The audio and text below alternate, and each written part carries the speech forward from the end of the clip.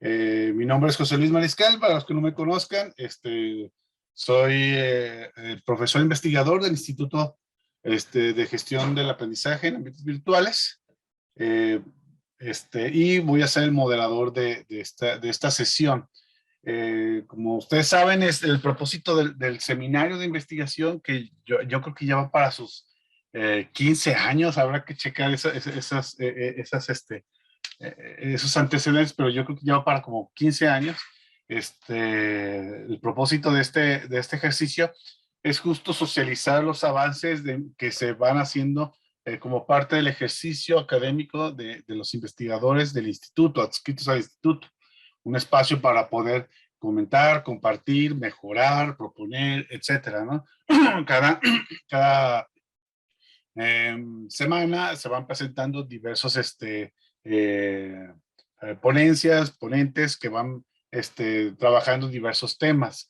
Y a partir de este año es que se ha decidido también incluir a estudiantes de posgrado o de los programas educativos para que puedan ir presentando sus avances, bueno, de tal manera que permita ver un mismo tema como es abordado en diferentes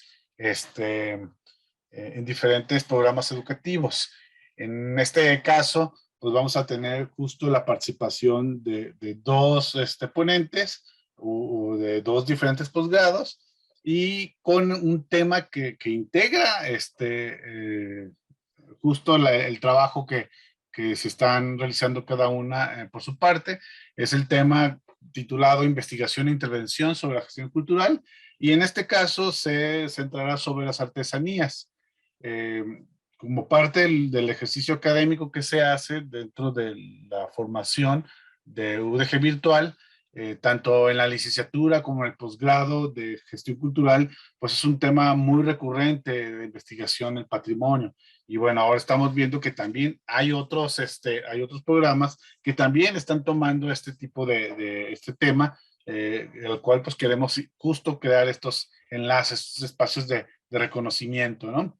Y bueno, sabemos que el patrimonio, ya sea material, inmaterial, juega un papel importante dentro de las dinámicas sociales, porque se relaciona con la identidad de las comunidades, juega un papel importante para determinar esta situación. También, de alguna manera, dan cuenta de la historia local, tanto de prácticas, tanto cotidianas como rituales. Y en términos económicos, también tiene un impacto económico, sobre todo en algunas zonas, por poner un ejemplo, el distrito artesanal de Tonalá, Tlaquepaque, en el que el ingreso económico de la región relacionado con esa actividad juega un papel importante. Y también, por supuesto, se generan múltiples discursos alrededor de ellas. Y precisamente justo de las artesanías, en el tema de las artesanías, o el caso de las artesanías, se están generando o se han generado a lo largo del tiempo, sobre todo después de la Revolución Mexicana, con el gobierno postrevolucionario, y desde entonces hasta la fecha se han venido generando discursos políticos, educativos y en cierta manera también discursos académicos sobre la importancia de conservar, preservar, promover, pero también innovar en términos artesanales. Sin embargo, lo que observamos es que regularmente las políticas artesanales se basan en ideas que los funcionarios tienen y que quieren poner en práctica, o bien a partir de solicitudes de los grupos de artesanos o de comerciantes que quieren poner, por supuesto, sus intereses a través de un programa gubernamental que apoye ya sea a los artesanos, a los comerciantes o a ambos, ¿no? Es por eso la importancia de la investigación de las artesanías, no solo en términos de fines académicos para describir estos objetos artesanales en términos estéticos, económicos, sociales, culturales, y bueno, no solamente también en términos de las explicaciones de las condiciones que tienen los artesanos para poder llevar a cabo, sino también de proyectos que vayan encaminados a generar soluciones a problemas y necesidades que se presentan en la producción, circulación, comercialización y consumo de los objetos artesanales, pero también de la valoración de la práctica artesanal en general. Es por eso que aquí vamos a presentar a debate, a socialización, un par de proyectos que tienen que ver con estos desde dos miradas distintas, uno desde el ámbito educativo y otro desde un análisis de la política pública.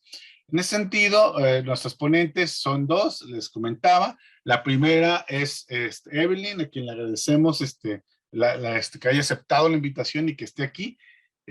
Presento a nuestras dos, ¿cómo se llama? A nuestras dos ponentes. Evelyn es licenciada en psicología, tiene una especialidad en políticas culturales y gestión cultural.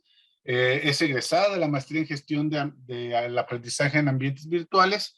Ella es una asesora experta en proyectos educativos en línea para docentes a nivel superior y medio superior y superior.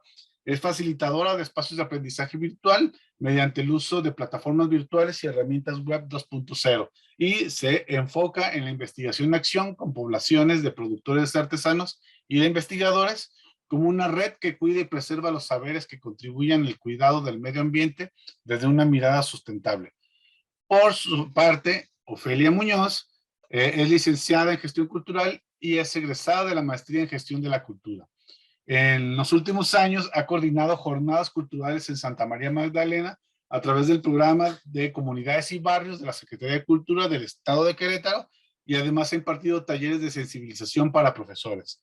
En el año 2014 fundó la plataforma cultural Expresarte Cuenta, la cual tiene como eje temático y línea de investigación la memoria y el patrimonio cultural del Estado de Querétaro, por lo que en los proyectos ejecutados busca construir comunidad a través de una cultura de paz, es profeso de las infancias y juventudes consideradas vulnerables. Ha sido también beneficiada por diversas convocatorias a nivel municipal, local y federal en materia de cultura.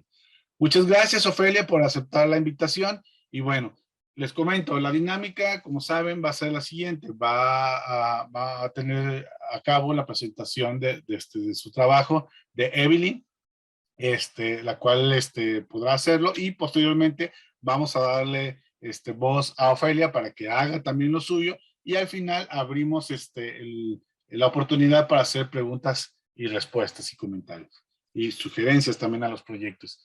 Así que bueno, sin más preámbulo, muchas gracias a ambas y comenzamos entonces ahora con la presentación de Evelyn. Bueno, ya se ve en pantalla, ¿verdad?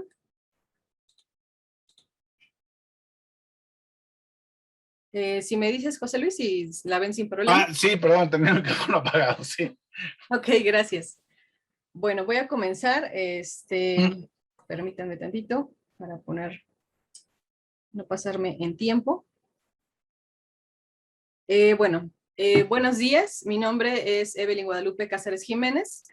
Yo soy egresada de la maestría en gestión en ambientes de aprendizaje virtual de la UDG y yo vengo a presentarles mi propuesta de intervención con la que me gradué, en la cual sigo trabajando, que se llama Laboratorio Viviente Semipresencial, Artesanos y TICs. Es importante mencionar por qué surgió el interés académico sobre esta población y tiene que ver que en el 2018 se generó un taller que es llamado Enraizando la Red, que a la vez era como parte de un proyecto de emprendimiento llamado Crearte en Línea, que yo tenía con algunos compañeros de la universidad. Y este taller, Enraizando la Red, se enfocó principalmente a la población de artesanos. Nosotros ya dábamos capacitación en educación para adultos desde la andragogía, de acuerdo a Adams, pero esta población en específico me impactó a nivel personal mucho, porque entendí que su saber empleaba temas de ingenio, conocimiento histórico y sobre todo un conocimiento en comunidad, ¿no? Entonces fue aquí cuando, entendí esta parte de aprender, que yo tenía que reaprender y que era emprender con este proyecto que yo estaba haciendo como un proceso de aprendizaje. Estas son las fotos del taller, era con artesanos urbanos, es decir, de la Ciudad de México, que estaban en cartonería.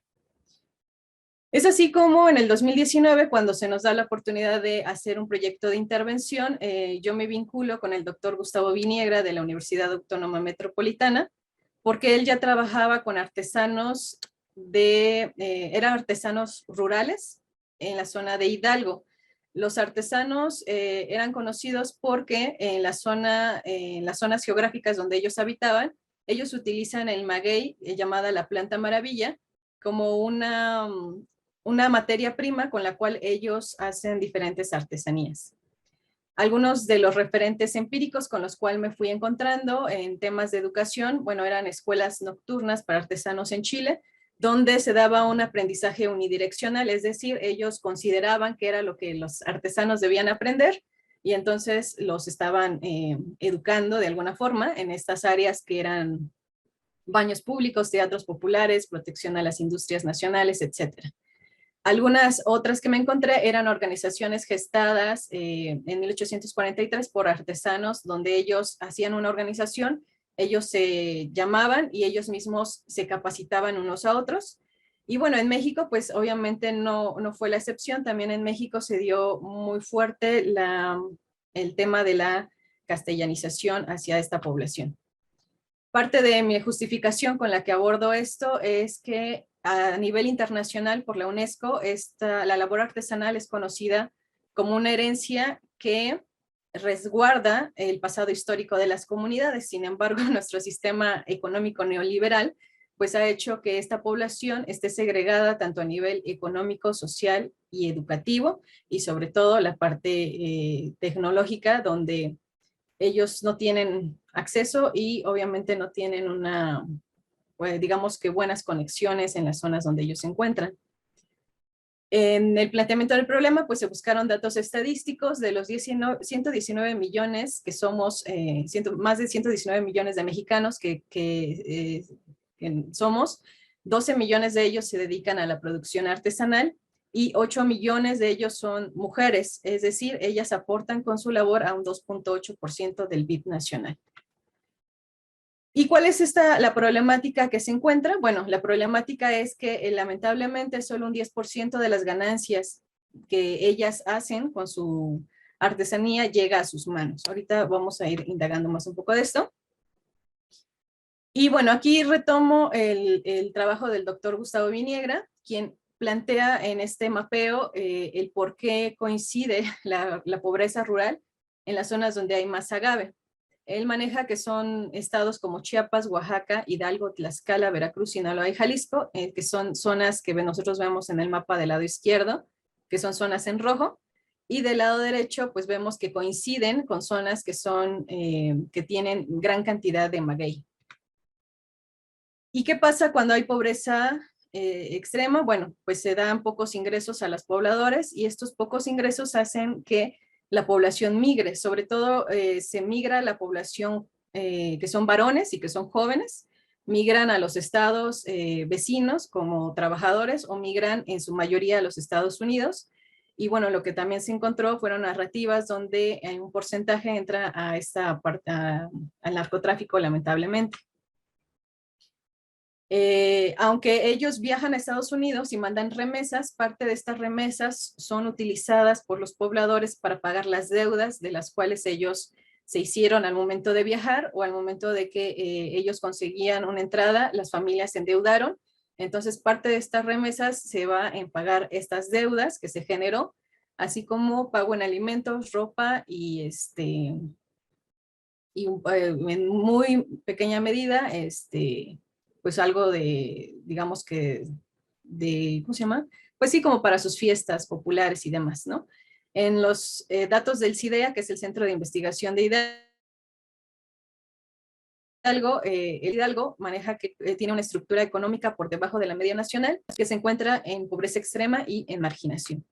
El planteamiento de nuestro proyecto, por lo tanto, nuestro objetivo general fue desarrollar un laboratorio viviente semipresencial donde la confluencia de saberes entre artesanos, investigadores y gestores se promoviera una creación de espacios web con la finalidad de visibilizar el oficio artesanal y apoyar una red de comercio justo. El objetivo particular fue identificar las necesidades en primer momento, eran las problemáticas con las que ellos estaban pasando, indagar cómo promover la formación e interacción entre la tecnología digital y su artesanía como un apoyo para su saber. Y en un tercer momento fue crear una red para compra y comercialización de productos por herramientas web de manera comercio, desde el comercio justo. Nuestra propuesta de intervención, que fue en fase piloto de 9 meses, se desarrolló bajo el modelo de laboratorio viviente, que es un ecosistema de innovación centrado en el usuario, de acuerdo a William Mitchell. Este ecosistema comprende 2 aspectos. El primero, que es la participación de los usuarios como coautores en términos iguales con el resto de los participantes. Y la segunda es la experimentación en los escenarios del mundo real. Yo me centro mucho en lo que fue un aprendizaje colectivo, que fue lo que me impactó en primer momento, que es un aprendizaje continuo y abierto, y donde la enseñanza y aprendizaje de las herramientas digitales iban a ser nuestra puente conector con las poblaciones. En esta figura se muestra cómo las tecnologías eran las que de pronto enlazaban a todos los actores, que eran las familias de artesanos, nuestros asesores académicos y apoyos guía que teníamos también de manera externa, y cómo se entró el programa de becarios jóvenes construyendo el futuro, que a la vez formaron parte de este proyecto, y cómo se empezó a generar una red en gestión, de acuerdo desde la base de Crearte en Línea, que era el proyecto de emprendimiento, y todo lo enlazaba las tecnologías.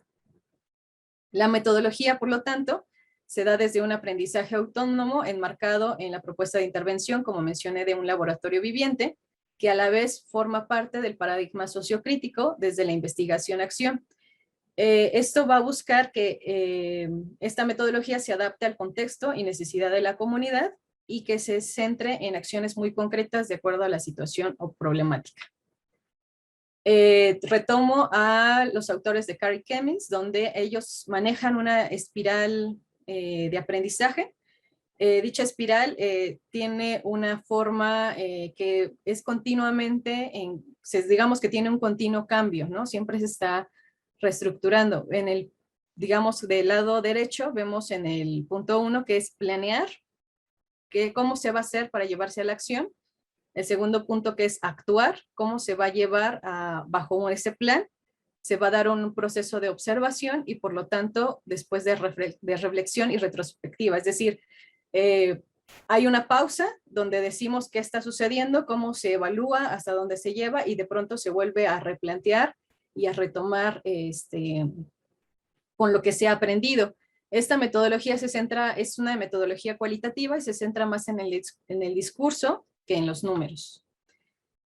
Por lo tanto, en el proceso se dieron 3 tipos o 3 momentos de espiral. En la etapa 1, que fue de junio a julio, se tomó contacto con las poblaciones de artesanos. Fueron diferentes poblaciones del estado fue en Tlaxcala, en Hidalgo, en Morelos y en el Estado de México. De todas estas familias, solo 2 aceptaron retomar los datos para vertirlos en la investigación. Sin embargo, pues se siguió trabajando con estas familias en apoyarlos en cuestiones de necesidad que se detectaban. Nuestros sujetos pues fueron las familias de artesanos y académicos de las universidades de UAM, CIDEA y de la UDG, que nos iban guiando en cómo podíamos hacerlo. Nuestra técnica se empleó la entrevista a profundidad. Nuestras herramientas fue el registro visual en video y fotografía, el programa MaxQueda. Los instrumentos fueron la carta consentimiento, una guía de preguntas que guiaba todo el proceso. Y pues el objetivo era identificar la interacción que ellos tenían con las TIC, las necesidades y los relatos de origen. Los resultados de esta primera fase, pues fue que con las 2 familias que les comenté, la primera de 8 integrantes, 3 hombres y 5 mujeres, de un rango de edad de 18 a 56, el académico básico, es decir, tenían primaria y secundaria. Ellos habían aprendido el oficio artesanal entre los 9 y 12 años, ellos hablan ñañú y español, y su espacio de venta es en los tianguis de Ixmiquilpan desde hace 40 años. De acuerdo a datos del INEGI, la población en general tiene este nivel académico y que, bueno, aquí maneja una cita donde dice todos tienen igual derecho a acceder a la educación, pero igualdad de derecho no significa pues igualdad de oportunidades, que ahorita lo vamos a ver en contraste con la otra familia. Una de las, digamos que toda la población habla ñañú. Lamentablemente el ñañú tiene 9 variantes y eso hace que las poblaciones un poco se segreguen. O sea, toda la población de la comunidad indígena otomí habla el ñañú, pero como son diferentes variantes, entre ellos no hay mucha comunicación entre una población y otra, ¿no? Lo cual hace que pues ellos no estén como en una misma sintonía en muchas ocasiones. Los elementos históricos han sido importantes para entender el presente en que ellos están. En específico, la población de la familia de Hidalgo, ellos narran, y de hecho son estas imágenes que vemos en pantalla, son un mural que está en el centro de Ixmiquilpan y donde ellos mencionan cómo a partir de la persecución que tuvieron por los españoles, ellos migran a las zonas altas de la montaña, se tienen que adaptar al contexto y después otro momento muy fuerte que fue los misioneros católicos donde se les evangelizó, ¿no? Y donde se les forzó a entrar en este proceso religioso para poder ser o para poder respetar como su vida. Algo muy importante que descubrí en este proceso de investigación para con ellos, yo como psicóloga social, pues retomé lo que era el inconsciente histórico, que lo maneja Jung. No, el inconsciente colectivo, perdón, no es propiamente en lo que yo me enfoqué, pero sí fue algo que encontré como un dato muy importante. En el museo, yo de Ixmiquilpan encontré esta figura que es del lado izquierdo, la imagen 9, que es el dios Yosipa. Ellos hablaban de que el dios Yosipa es una ave de dos cabezas que hablaba sobre la dualidad y equilibrio, y cómo es el dios Yosipa protegía a la flor tutú, que era la flor, como una flor sagrada a nivel cósmico, ¿no?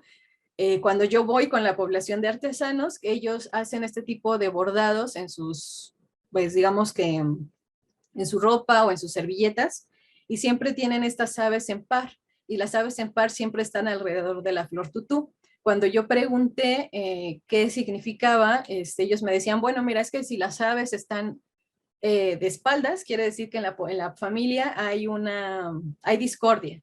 Pero si tú vas y en una casa te presentan una servilleta con las aves de frente, quiere decir que la familia está como que hay equilibrio en la familia o están en armonía. Cuando yo preguntaba qué relación tenía con el dios Yosipa, ellos decían desconocer quién era el dios Yosipa, ¿no? Decían que no sabía quién era y que esto lo hacían como una forma de aprendizaje más generacional, ¿no?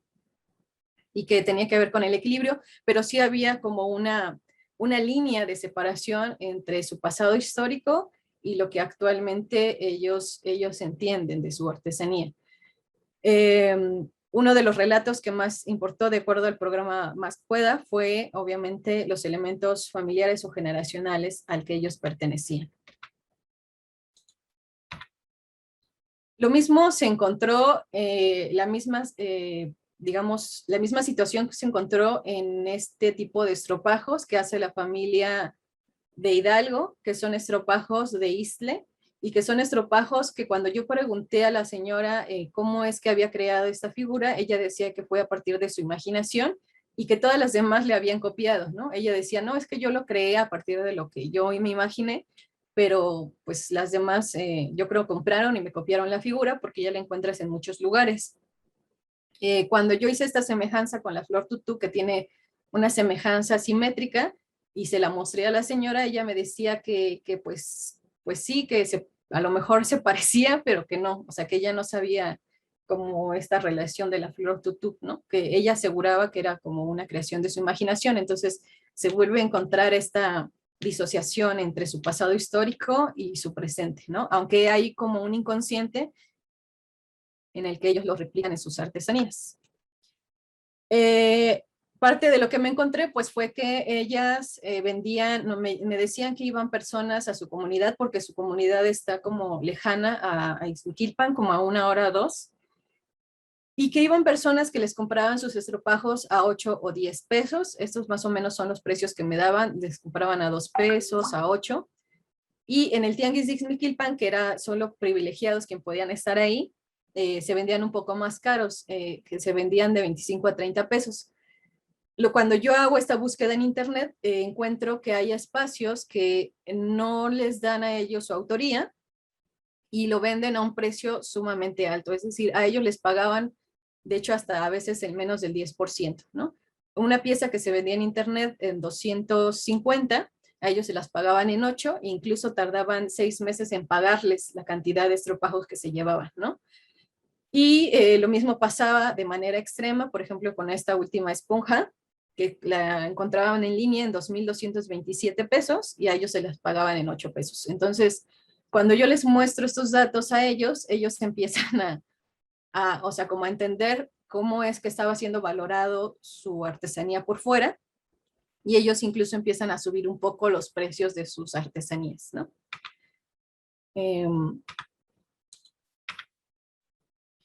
En esta familia tiene una estructura de aprendizaje más a nivel género, es decir, el padre de familia enseña a los hijos a cortar la madera para los cepillos de istle. Ellos iban al monte y ellos cortaban la madera, y la madre de familia enseñaba a las hijas a limpiar el istle y a tejerlo, ¿no? O sea, sí había como actividades que se segmentaban de acuerdo al género que pertenecías. Por generación encontré que el idioma dejaron de hablarlo porque la familia cuenta que cuando llegaron, digamos que esta parte de la castellanización y demás, ellos dejaron de hablarlo porque los trataban de manera, los trataban como tontos, como sucios, como burros, y que ellos no querían que eso pasara a sus hijos. Por lo tanto, la tercera generación ya no les enseñaron a hablar ñañú. Había una pérdida de lenguaje, ¿no?, en esta población. Y bueno, aunque la familia tenía personas innovadoras, este es una innovación que se hizo con restos de un ventilador, donde la innovación permitía hilar 200 metros de isle en 20 minutos, lo que con un malacate normal tardaría en 3 días. Obviamente las personas no son apoyadas ni tomadas en cuenta, y este joven que creó esta invención, pues se tuvo que ir a Estados Unidos, ¿no?, por la misma situación económica. La familia 2, que tiene características totalmente distintas, ellos tienen 3 integrantes. El nivel académico de ellos es medio superior y superior, y también aprendieron a los 8 o 12 años, porque comentan que es cuando ya la persona o el niño puede valorar lo que está haciendo. Ellos hablan español y náhuatl, y sus espacios de venta están en redes sociales, en su taller y en centros comerciales. El dato histórico, pues, es que ellos hicieron alianza con los españoles, que les permitió permanecer intactos. También son conocidos porque tienen un nivel más alto de escolaridad, de acuerdo a datos del INEGI, y bueno, el Estado es reconocido por estar como en esta revolución mexicana también. O sea, estuvieron como en diferentes momentos históricos, ¿no? La estructura jerárquica es distinta, el padre de familia es el principal, los hijos varones están en la cabeza, y ellos a la vez uno tiene aprendices de la población y otro tiene a cargo el aprendizaje con la madre y las hijas de familia. Ellos utilizan la parte académica para, con procesos químicos, mejorar su artesanía. Usan tintes naturales para sus telas, y ellos buscan incluso recursos gráficos del archivo o de otras fuentes, es decir, tienen como más amplio bagaje. Al igual que la familia, dejaron de hablar su idioma por cuestiones de discriminación. Ya las últimas generaciones solo hablan español. Y bueno, encontramos que ellos se encuentran en Twitter, Facebook, Instagram y YouTube. Lo que ellos hacen es que esta facilidad que tienen con la tecnología los hace tener acceso a más lugares. De hecho, han ganado concursos de FONAR porque saben cómo registrarse y demás. Y también tienen mayor visibilidad, lo cual los hace constantemente que los inviten a ferias en la Ciudad de México, o que tengan entrevistas, etcétera, ¿no? Nuestra técnica de evaluación pues fue a partir del programa Mascueda, que nos lanzó los datos de qué era lo más importante para ellos, que fue la comercialización, las plantas procesadoras o para mejorar su artesanía, bueno, cosas que les facilitaran el trabajo, las plagas, la necesidad económica, una asesoría de innovación, reforestación, asesoría legal y TICs para su difusión. En la etapa 2, que fue nuestra etapa de acompañamiento, se generó material con ellos, donde ellas, sobre todo esta familia, nos enseñó, hicimos un video de cómo ellos nos enseñaban ñañú, y el video se editó, y a la vez nosotros les enseñábamos cómo usar Zoom y conectarnos en línea. Entonces se les visitó en diferentes ocasiones, y era como este proceso donde se iba aprendiendo de manera conjunta, y yo decía que la que más aprendía pues era yo, ¿no? Porque ellos calmaban y me enseñaban como esta parte de tener calma y de cómo era la paciencia, etcétera, ¿no? Se dio un acompañamiento de aprendizaje, se utilizó el celular y apps como Zoom y WhatsApp, y se hizo un análisis FODA en este segundo proceso. Se utilizaron procesos sincrónicos y asincrónicos. Aquí se le capacitó brevemente por WhatsApp cuando ya estábamos en contacto y él aprendió a utilizar Zoom y nos conectábamos por Zoom para dar seguimiento.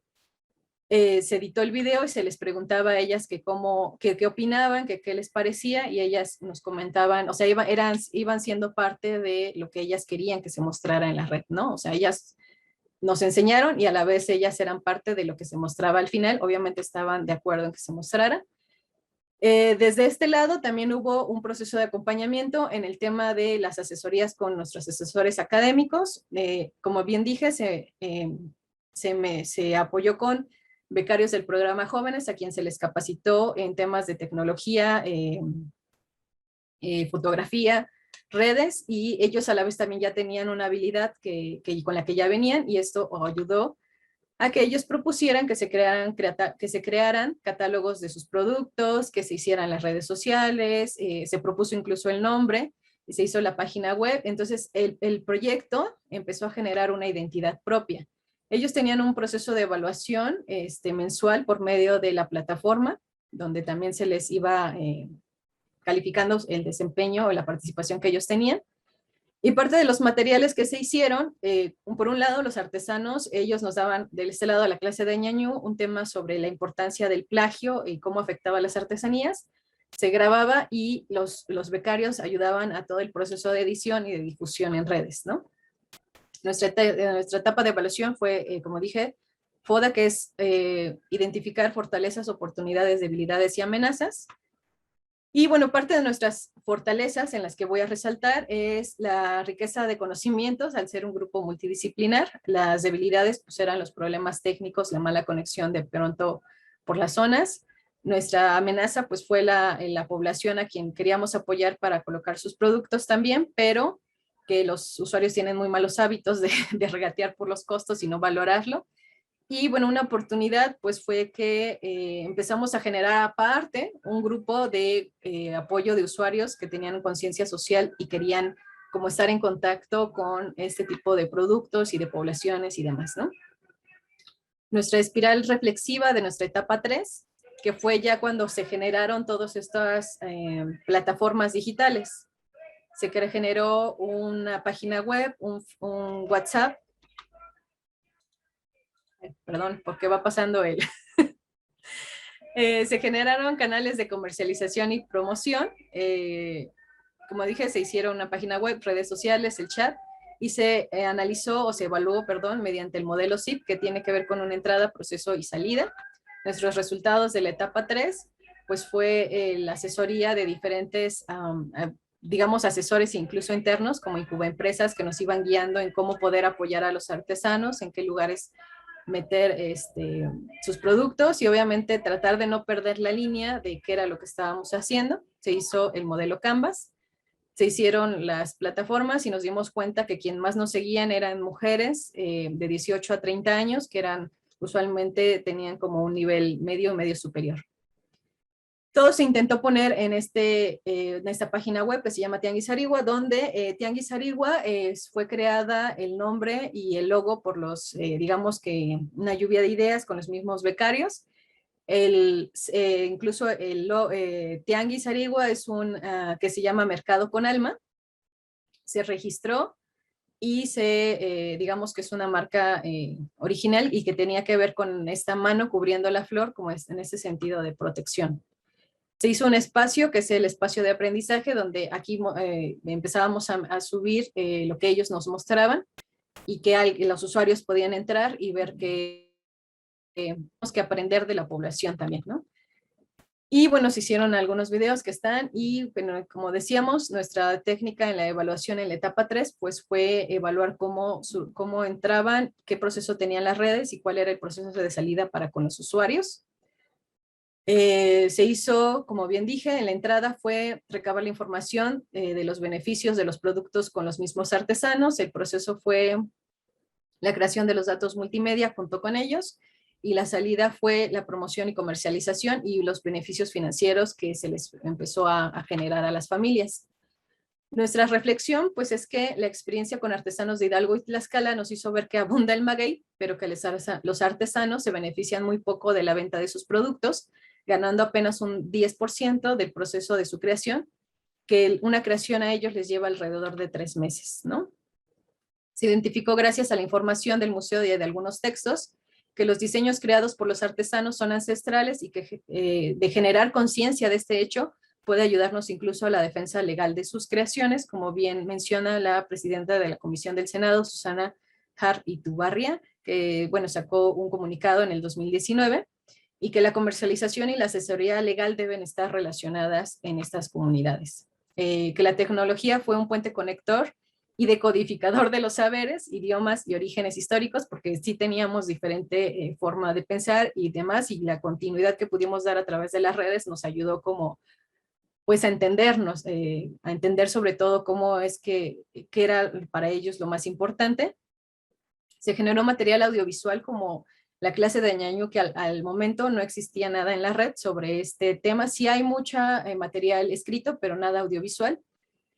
Y que bueno, es importante retomar el método de aprendizaje de una red social para sumar nuevas habilidades tecnológicas a la población, y que un laboratorio viviente es un proceso de aprendizaje vivo y colectivo, ¿no? Que fue lo que más se dio en todo este proceso de aprendizaje que iba en todas direcciones, y que la metodología del laboratorio viviente nos permitió entrecruzar conocimiento social y educativo para formar una realidad de intercambio de conocimientos entre los diferentes actores, y donde también a partir de que la pandemia sacudió al mundo, fue una forma de seguir en contacto con ellos. Los proyectos que están en consolidación, bueno, es que se están contactando con más artesanos, sobre todo de Chiapas y del Estado de México, y que al momento de que todos los productos se unen, se generan cadenas de valor, donde una sola, por ejemplo, esta canasta que de pronto nosotros difundimos, sobre todo en fechas de diciembre y demás, trae diferentes productos de diferentes zonas y se beneficia a alrededor de 4 familias en una sola venta. Se crearon productos en alianza con ellos, como la creación de estas bolsas biodegradables, cubrebocas que se mandaron a una parte, se mandó a Escondido, California, y bueno, que nuestra red de Tianguis Arigua, que ahora le pusimos en alianza Red Reduca, nos hizo ser visibles para otras asociaciones como Mamaquilla, que está en Perú, pero que ellos están asentados en Alemania, con la cual estamos tratando de echar a andar una certificación donde los artesanos enseñen sus saberes y la población pues sea la que ahora esté aprendiendo de ellos, ¿no? Y que bueno, ahorita tenemos también otras alianzas con el Colectivo para la Salud Emocional y Medicina Alternativa, donde también digamos que son saberes que antes no eran, saberes que eran desde la informalidad, que no eran valorados, y que ahora gracias a las redes se les lleva al público que está interesado y que está deseoso también de aprender y conocer sobre estas nuevas formas pues sí, como pues de sanación incluso, ¿no? Que abarca este tema de masaje y temazcal. Se ha encontrado, bueno, otras redes, pues esta es una población de Hidalgo también, pero esta se llama El Cardonal. Y el Cardonal, ellas manejan miel, las artesanas, y se les ayudó a enlazarse con otras personas para sus ventas, ¿no? O sea, nosotros solo fungimos como puente conector, pero no estamos ganando nada con ellas, y sin embargo se sigue teniendo seguimiento virtual con la población. Y bueno, esto es Tianguis Arigua, que es un proyecto con alma. Entendemos que nuestro tejido también intelectual, de acuerdo a Mills, es también artesanal, que nuestros artesanos tecnológicos y, como menciona Zenet, también son importantes, y que bueno, todo esto se logró gracias a una red de confluencia de saberes. Y bueno, sería todo, Hamadi, que es gracias. Bueno, eso es todo. Muchas gracias, Evelyn. Gracias por compartir tu presentación. Vamos a darle ahora la palabra a Ofelia para que haga su presentación. Adelante. Bueno, aquí se ve la pantalla sin problema. Sí, se ve. Ok. Bueno, primero que nada, muchas gracias por la invitación al Instituto de Gestión del Conocimiento del Aprendizaje en Ambientes Virtuales de la Universidad de Guadalajara. al doctor Mariscal y también a la doctora Blanca y a los presentes por estar aquí compartiendo el tiempo con nosotros. El proyecto que les voy a presentar, primero que nada, es un proyecto de investigación, no es un proyecto de intervención, el cual lleva por título Las transformaciones culturales a partir de la declaratoria y patrimonialización de la muñeca Lelé, el caso de los artesanos en Amealco de Bonfil, Querétaro. Este es el proyecto de investigación de la tesis de maestría. Entonces, bueno, es un proyecto que ya estamos pues casi al final, nada más estamos esperando ya los dictámenes de mis directores y del lector. Para ponerlos en contexto, Santiago de Querétaro, el estado de Querétaro tiene 18 municipios y Amealco de Bonfil es uno de los 18 municipios que lo conforman. El mismo Amealco también se conforma por 7 microrregiones y dentro de estas 7 microrregiones esta investigación se centra específicamente nada más en Santiago Mezquititlán y en San Ildefonso Tultepec, porque ambas se caracterizan por su oficio y su quehacer artesanal, entre otras actividades primarias que tienen, como es la agricultura y como es la producción del sillar. También esta investigación va a mostrar datos cualitativos que datan desde el año de 2017, cuando entre voces apenas acá en el estado se escuchaba la posibilidad de crear un exhorto para esta muñeca hoy denominada Lelé, que antes o la mayoría de nosotros la llegamos a conocer como la muñeca María. Bueno, entonces ya les decía que este trabajo de investigación centra principalmente todos estos hallazgos, todo este análisis y todas estas reflexiones en torno al trabajo de estas manos artesanas, que también es importante mencionar que no solamente es una labor para las féminas, sino que específicamente en San Ildefonso Tultepec participan tanto hombres como mujeres. Y es aquí que al hacer todo este análisis, todo este trabajo de campo etnográfico, lo que queríamos era conocer exactamente cuáles eran los elementos, cuáles son los elementos intangibles que se pueden reconocer en la memoria e identidad colectiva entre estos productores de Santiago Mezquititlán y de San Ildefonso Tultepec. Se analizó y se documentó para al final en estas conclusiones o en estas consideraciones finales verdaderamente poder hacer un análisis crítico y lo más objetivo posible respecto a que si su trabajo artesanal se ve remunerado o no, si verdaderamente ha sido o ha tenido esta posibilidad de ser autosustentable, o si esta patrimonialización de la muñeca Lelé obedece solamente a un mercantilismo producto de una declaratoria. La problemática principal que nos encontramos fue que toda esta producción artesanal diariamente se encuentra con este regateo, que el producto no es valorado por parte de los usuarios, por parte de los consumidores. Entonces es el regateo aunado a que no tienen plazas dignas o que sean plazas específicamente para que ellos puedan vender sus creaciones artesanales. Entonces, ¿qué significa? Que, bueno, que si pudieran tener ellos estas plazas, sus creaciones artesanales pueden dignificarse y pueden revalorizar su trabajo. Y digo revalorizar su trabajo por esta mención que les hago del regateo mismo, ¿no?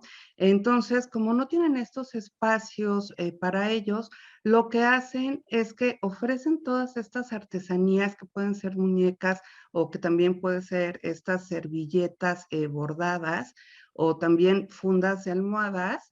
Ellos se trasladan a la caseta de México Querétaro para estar ahí también al borde del camino, literal, y estar vendiendo sus muñecas. Esto es en la carretera que va rumbo a Querétaro, más bien dirección Querétaro hacia la Ciudad de México, o también se pueden encontrar estos vendedores artesanos ambulantes a pie de carretera que va en dirección a Mealco, Aculco.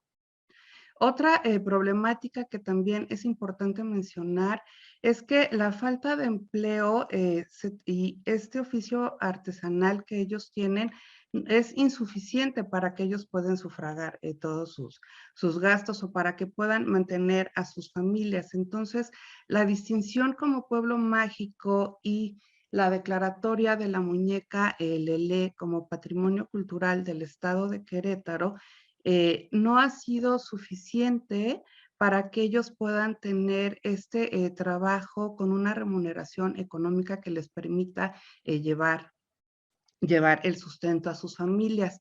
Entonces, esta situación es lo que obedece a que estos procesos de migración, que no solamente son de Amealco a la capital queretana, sino que también migran a los estados vecinos, ¿no? O incluso también migran a la Ciudad de México y en algunos casos migran a los Estados Unidos. Aquí voy a hacer una pausa para comentarles que esta declaratoria, la declaratoria se publicó en septiembre del año 2018 y meses antes, en el mes de mayo, se hizo la distinción como pueblo mágico. Entonces, bueno, desde las políticas públicas o desde esta esfera de los actores políticos, se mencionó, siempre el discurso fue en pos de que iba a ser un beneficio para todos estos creadores artesanos. El objetivo, partiendo de los objetivos, el objetivo general de este proyecto de investigación fue investigar los elementos intangibles del patrimonio cultural que se distinguen en la muñeca artesanal, tanto en la memoria como en la identidad colectiva entre los artesanos amealcenses, para así con la metodología de la gestión cultural, poder hacer un análisis de estas estrategias de patrimonialización y las transformaciones culturales u otro tipo de transformaciones que ha traído consigo en diversos contextos. 4 son los objetivos específicos y el primero de ellos fue investigar a través de un trabajo de campo etnográfico toda la historicidad de la muñeca artesanal, así también la distribución de estos grupos artesanales o de estos colectivos artesanales de quienes están así conformados en San Ildefonso Tultepec antes y después de la declaratoria. Otro también es cómo, que creo que también es, este objetivo específico fue como un eje vertebrador dentro de, de esta investigación, porque se investigó cómo ha repercutido e influido el valor simbólico desde la dimensión estética o en alguna característica de la apropiación cultural de la muñeca como patrimonio en otros grupos sociales. Y también dentro de esto se analizó el valor simbólico de estos bordados, que es lo que las muñecas portan en su vestimenta. Otro objetivo específico fue ver cómo se han abordado y cuáles han sido todos estos procesos desde las esferas de esferas políticas que en su momento ostentaban el poder político, ¿no? Para analizar cuáles son los efectos que ha traído consigo y también finalmente poder ver cuál ha sido o cuáles han sido las repercusiones o el uso social otorgado al mismo patrimonio cultural, en este caso a la muñeca Lelé. ¿no? Y finalmente es analizar las razones principales, además del oficio artesanal, por qué se llevan a cabo otro tipo de actividades económicas que son el soporte para estas microrregiones. Bueno, ahora les voy a platicar del estado teórico del objeto de estudio, pero aquí es importante hacer una anotación. La muñeca Lelé, les decía que fue declarada como Patrimonio Cultural del Estado de Querétaro en el año de 2018, junto con la muñeca Don Shu. Lele se le llama a esta muñeca para la microrregión de Santiago Mezquititlán, lo cual para nuestro idioma en español o en castellano significa bebé. Y Don Shu la denominan así en la microrregión de San Ildefonso Tultepec, la cual significa muñeca. Entonces, ambas están declaradas desde el año 2018 y la vestimenta, portan la vestimenta tradicional, principalmente es la muñeca Don Shu, a diferencia de la muñeca Lele. Ahora también es importante mencionar que la comunidad ñaño, en este caso es ñaño, y es para los originarios del sureste de Querétaro, así entre ellos se conocen como naturales, pero para nosotros que somos agentes sociales externos a esta comunidad, los conocemos como el pueblo otomí. Los conceptos claves que se utilizaron para poder hacer un análisis y poner en contexto todo este trabajo de investigación, principalmente está el patrimonio cultural como concepto clave, que es la cultura, que es la artesanía, qué son los artesanos, qué es comunidad, y qué es la comunidad y qué es la sociedad. Entonces, bueno, todos estos conceptos claves fueron un artífice para poder tener en contexto cada una de las dimensiones que teníamos que analizar, ¿no? Entonces, aquí nada más les quiero leer desde Lourdes, desde la maestra Lourdes Arizpe. Ella nos dice que el concepto de patrimonio cultural no solo recoge, sino que también abre varios momentos para integrar nuevas formas culturales que pueden crear estas utopías del futuro. Para Victoria Novello, el artesano es un conocedor de oficio que se desarrolla históricamente antes de la industria y puede producir objetos artísticos, pero no necesariamente puede producir objetos en serie a los que no añada este artesano ningún valor socialmente establecido, como un valor estético o como un valor simbólico, porque esto siempre va a depender de las condiciones generales de su producción.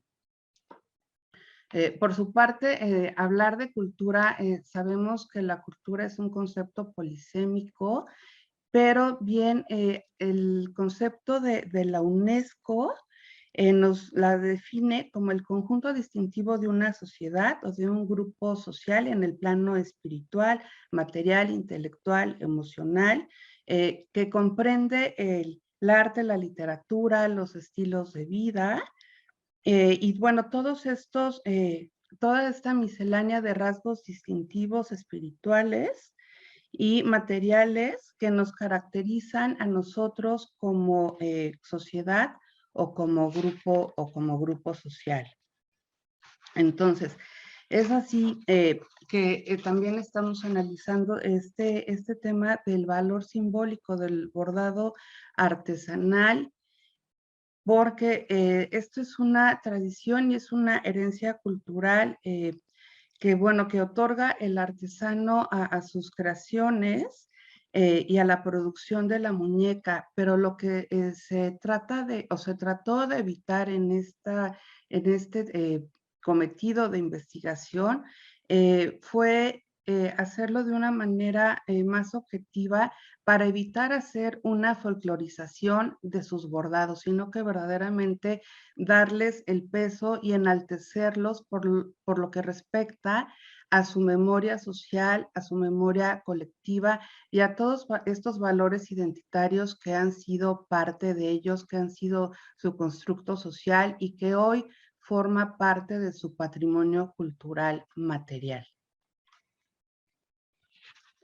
Y para abordar este tema, el marco teórico, nos centramos principalmente en revisarlo desde los estudios culturales de dos teóricos, de Raymond Williams y de Stuart Hall, sin dejar atrás también a patrimonialistas latinoamericanos, que bueno, que en su momento, anteriormente ya les leí algunos conceptos de ellos, porque también nos parecía importante aterrizar estos temas o este tema de patrimonio cultural en nuestro propio contexto latinoamericano, ¿no? Entonces, bueno, en lo que convergen Raymond Williams y Stuart Hall es que los seres humanos crean cultura y están obligados a interpretarla y por lo tanto se debe desarrollar la cultura como un proceso que tiene su acontecer en la acción comunicativa del ser humano, así como en sus diversas manifestaciones. Y bien, aquí Raymond Williams nos dice que la cultura es el estilo de vida completo y que no solamente se traduce a cada individuo, ¿no? Sino que este estilo de vida completo constituye a la sociedad humana y por lo tanto es aquí en esta investigación que se hace un análisis de las posturas de diversos agentes sociales que estuvieron inmersos o que tuvieron algún tipo de incidencia desde la creación del exhorto y la puesta en marcha de la declaratoria de esta muñeca Lelé. Bueno, entonces también hablar de Raymond Williams, él nos dice que la tradición es nuestra herencia cultural, que nosotros somos portadores de todo este acervo cultural que nos pertenece y que no solamente nosotros día a día producimos cultura o producimos algún tipo o clase de ideología, sino que también las dinámicas dentro de las cuales esto sucede, ¿no? Y gracias a que todo esto sucede, estos procesos también pueden convertirse en derivas de tensiones, de conflictos, de resoluciones y también y resoluciones de innovaciones o de algún otro tipo de cambio. Y bueno, más adelante en los resultados, en las conclusiones, vamos a ver cómo es que se ven estas dinámicas y cuáles han sido las tensiones que se han ido creando entre estas diversas grupos, entre estos diversas esferas que las constituyen tanto actores políticos, la comunidad artesanal, miembros de la academia. Hay tres posturas de artistas que han trabajado directamente con estas muñecas artesanales. Otro teórico que revisamos, aquí otro teórico que revisamos es también Stuart Hall. Y bueno, Stuart Hall da mucha importancia, o para él es sustancial hablar de la comunicación, del significado, de los significantes. Entonces, dentro de esta postura del lenguaje y del significado, él considera 6 aspectos que son importantes o que cobran relevancia para hacer un análisis. Y es aquí donde nosotros solamente centramos 4 aspectos que son con los que pudimos trabajar para que fueran el mismo seguimiento o que fueran estos aspectos guía que nos dieran el sendero o el rumbo para poder hacer el análisis. Y estos 4 aspectos fue analizar la identidad grupal y las diferencias grupales entre los artesanos de las microrregiones de San Ildefonso, Tultepec y de Santiago Mezquitlán. También, ¿cuál es la interacción personal y las interacciones sociales que hay entre estos mismos, entre los grupos focales y también como propios como ajenos? ¿Cuál es la postura de los medios de comunicación y las comunicaciones globales? Que bueno, si estamos en esta actualidad podemos vivir cómo se han dado, cómo damos cuenta día a día de estos procesos de globalización. Y cuáles han sido también, otro aspecto, los rituales y las prácticas cotidianas de la vida diaria entre estos grupos de artesanos. Y bien, todos estos 4 aspectos que les acabo de mencionar dan cuenta de todo el constructo social que hay entre cada una de estas esferas, que no solamente se integran por estos procesos, sino que también obedecen a intereses propios que les pertenecen a cada uno de estos integrantes, pero que también se van o se convierten de una manera colectiva, ¿no? O se apropian desde una memoria colectiva. Aquí nada más para hacerles referencia en la foto, si alcanzan a ver, está el semáforo en verde con la muñeca Lelé. Entonces, bueno, también hablar con Stuart Hall y de este significado y de este significante es cómo se pone la muñeca Lelé ahora también en el centro histórico de la ciudad de Querétaro, ¿no? A ser parte de esta señalética vial.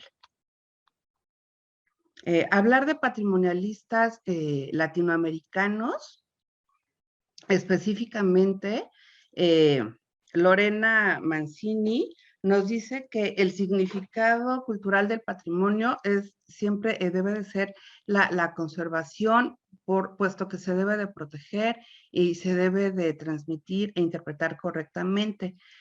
¿Por qué? Porque se carga o tiene múltiples facetas o múltiples contextos, que puede ser el histórico, el social, el político, el espiritual y el artístico, ¿no? Entonces, eso es lo que distingue a cada bien patrimonial, que estos bienes patrimoniales son producto de la sociedad que les da origen y que por lo tanto ellos son mismos dueños de este patrimonio que les pertenece. Ofelia, te quedan 10 minutos. Ahí voy.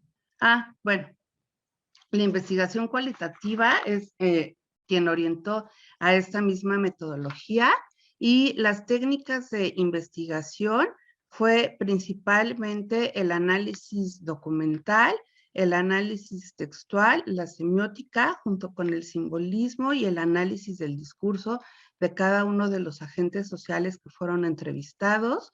La recopilación de la información fue el análisis de contenido, la entrevista y estos grupos de discusión y grupos focales. También se revisaron las fuentes de información desde el Archivo Histórico del Estado de Querétaro, informes de gobierno con la comunidad de artesanos, políticos, académicos, artistas y líderes comunitarios, pero principalmente fue la etnografía o el trabajo de campo que se hizo in situ, y también se revisó la historiografía de la muñeca Lelé para poder ver cuáles han sido estos procesos de apropiación cultural, tanto de propios como de ajenos. La relevancia de atender estas problemáticas relacionadas con la artesanía desde la postura de la gestión de lo cultural, principalmente es evitar los despojos de creación, defender la propiedad intelectual, el reconocimiento del patrimonio de estas comunidades artesanales para que no sea un patrimonio a modo, y que su quehacer artesanal sea pagado a un precio justo. Y de acuerdo a la Constitución Política de los Estados Unidos Mexicanos, en el artículo número 2, menciona que México es una nación pluricultural, por lo cual se reconoce y se garantiza los derechos de estos grupos originarios, y también nos dice que el derecho de acceso al patrimonio cultural es por parte de las comunidades, por parte de las personas, y que tenemos derecho a beneficiarnos de él, pero que también nos incluye como participantes para la determinación, la interpretación y el mismo desarrollo del patrimonio cultural para diseñar y ejecutar políticas y programas de preservación en su salvaguardia. Los resultados que pudimos observar, estos resultados cualitativos, nos dieron cuenta de que la patrimonialización de la muñeca ha sido una estrategia política desde una postura mercantilista y difusionista. ¿Por qué? Porque no fueron entrevistados los artesanos de San Ildefonso Tultepec para la realización del exhorto. Otro punto importante que cabe destacar es que la declaratoria y el exhorto no hay ninguna referencia o mención al valor simbólico que porta la muñeca artesanal.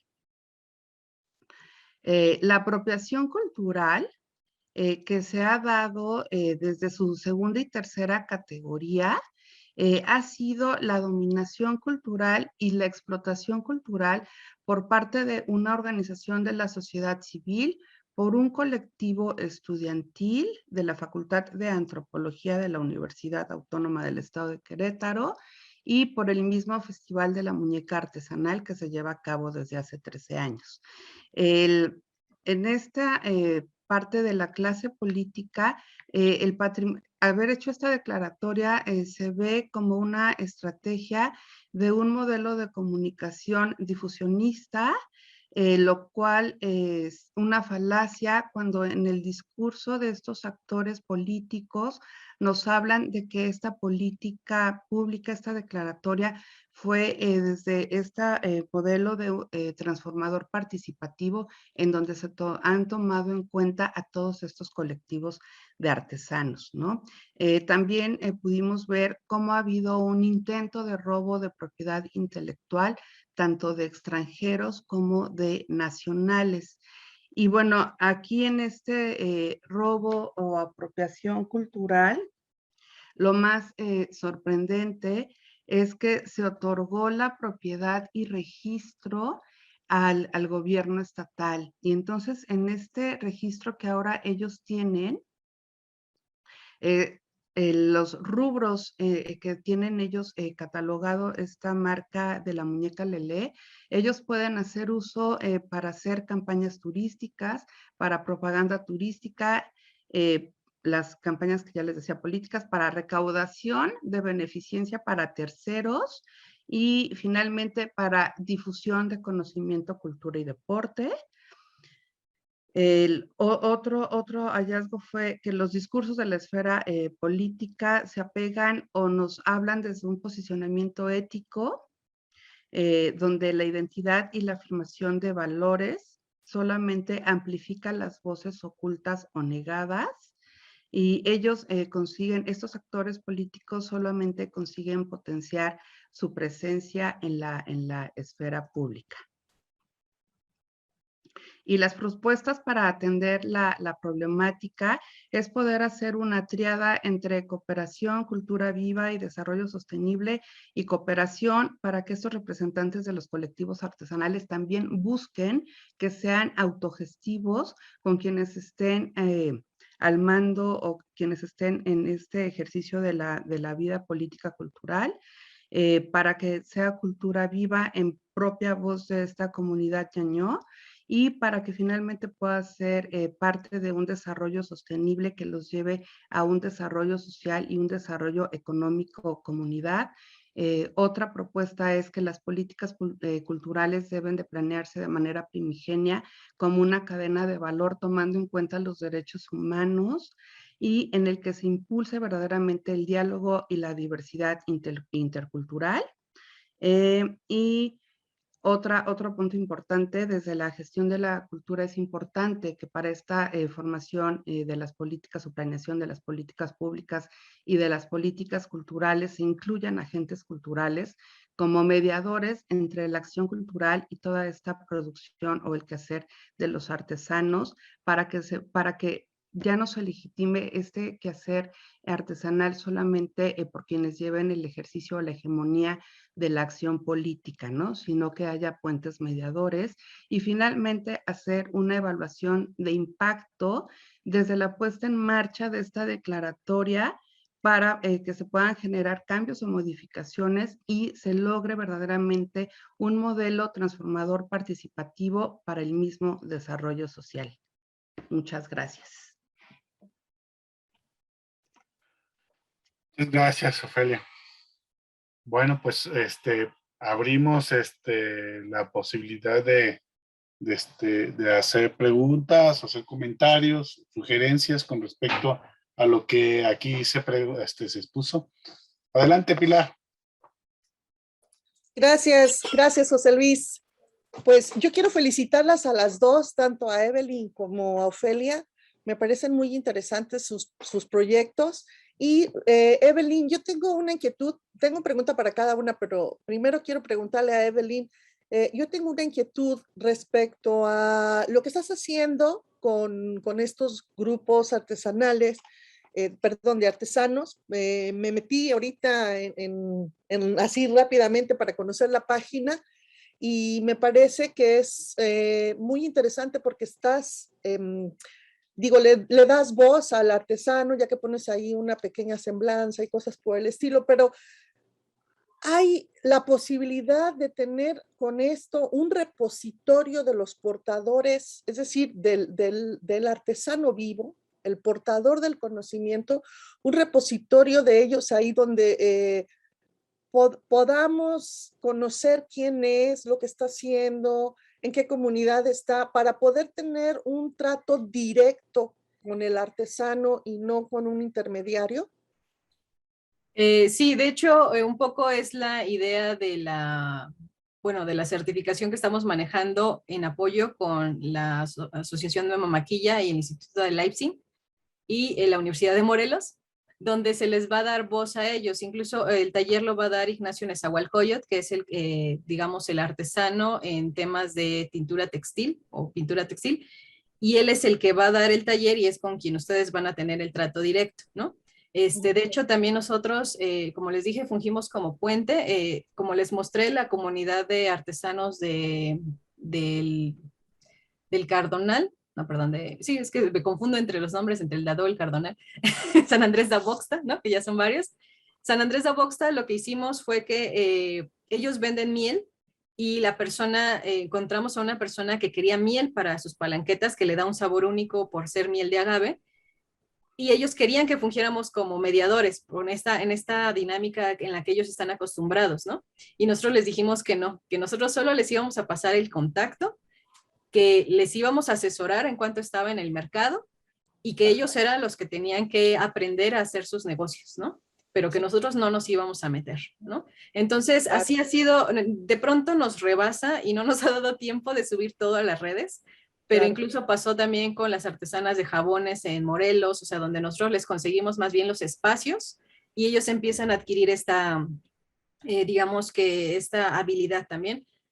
También hacemos un segundo esquema que es donde ellos sí dicen que quieren trabajar como nosotros como gestores, sobre todo porque en el estado de Hidalgo la familia en Hidalgo se está dando muy feo la parte del narcotráfico, aumentó en Ixmiquilpan, entonces ellos nos pidieron que ellos no querían tener contacto con nadie por temas de seguridad y es ahí donde sí entramos y nosotros les apoyamos a vender y ahí sí ganamos un 30% por el proceso de gestión, ¿no? Sobre la venta total. Y ellos saben en cuánto estamos manejando los precios, ¿no?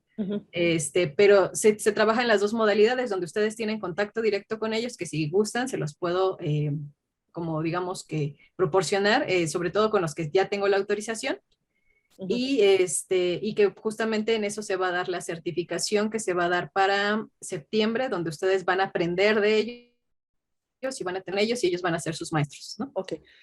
Muy bien, gracias, Evelyn. Mira, en este sentido creo que está muy bien. Si me extiendo mucho, me dices, José Luis. En este sentido creo que está muy bien el tratar de ser un intermediario o ser un facilitador para proporcionarles a ellos herramientas de mercado para que se den a conocer y para que sus productos se difundan.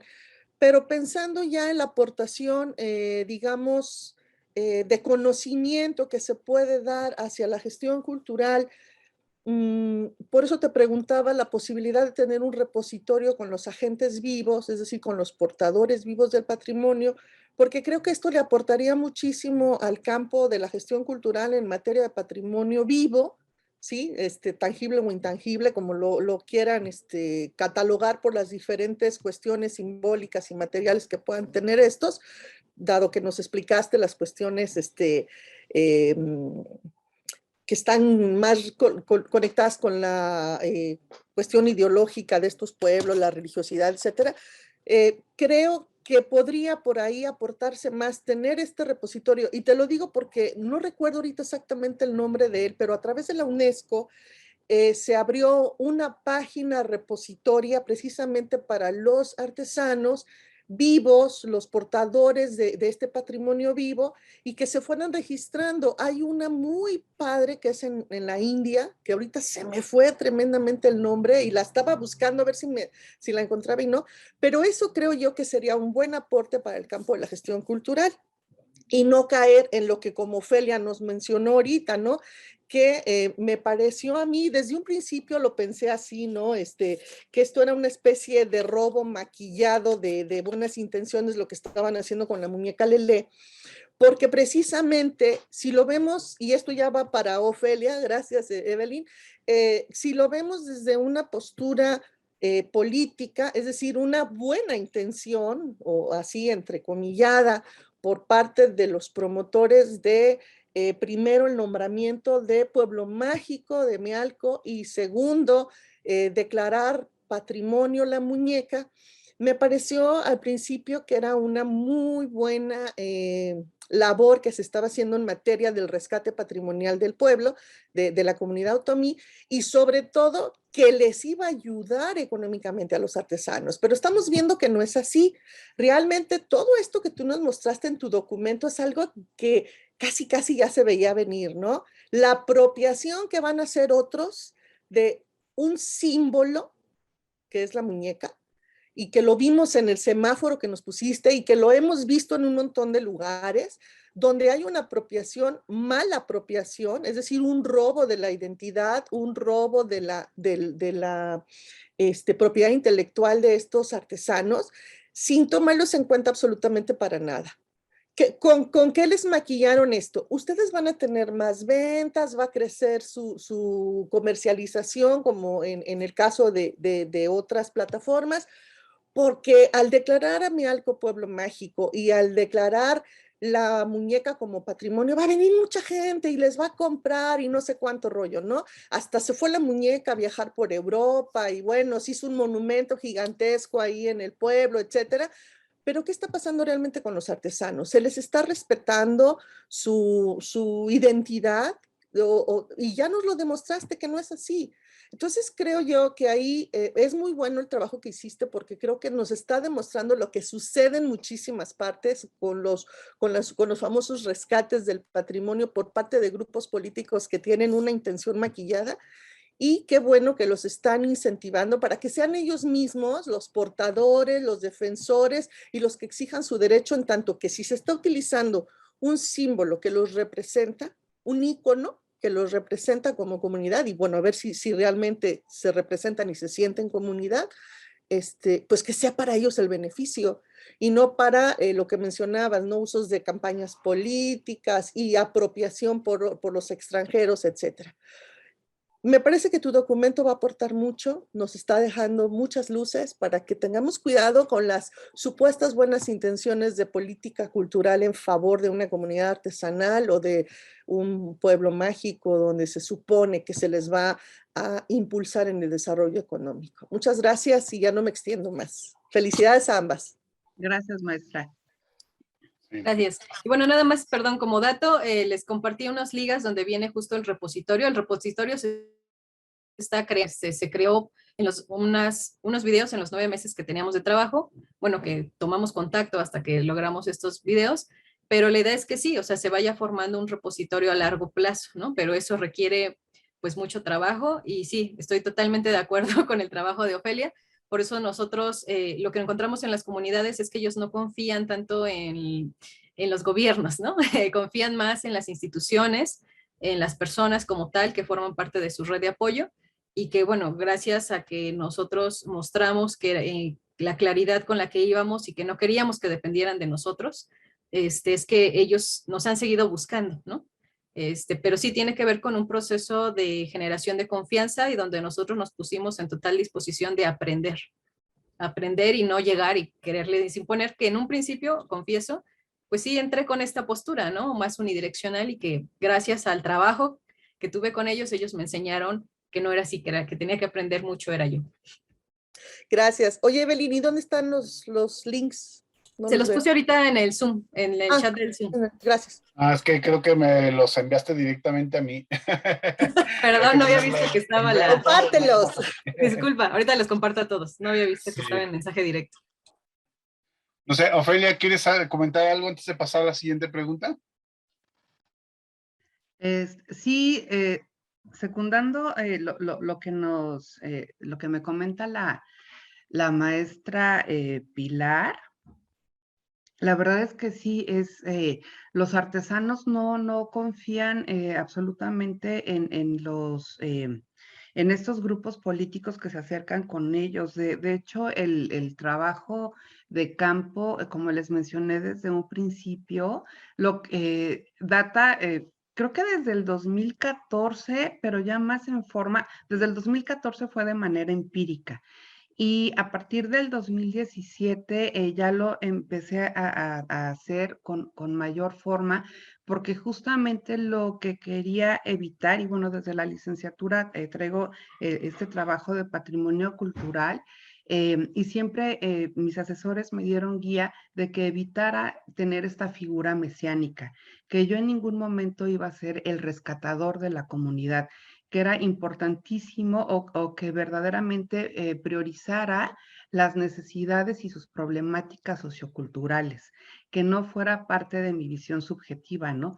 Entonces, por esa razón, desde el 2017 ya lo comencé a hacer más en forma y ya desde el 2019 que ya comencé ya con este trabajo de campo, la verdad es que acercarnos a ellos, verdaderamente romper estas barreras de la no comunicación y de la desconfianza, sí fue difícil, pero no imposible.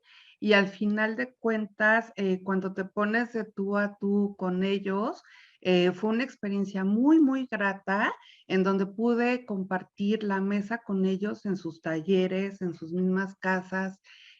Fue una experiencia padrísima que también para escribir la tesis al final, mis directores me decían, Ofe, por favor, despégate de tu visión romántica, porque como les tomé cariño, entonces ya era un poco difícil, ¿no? Regresar a la escritura académica, pero bueno, parece ser que se consiguió. Ok, muchas gracias. ¿Hay alguien que quiera hacer una pregunta, otra pregunta, una participación? Porque yo tengo una.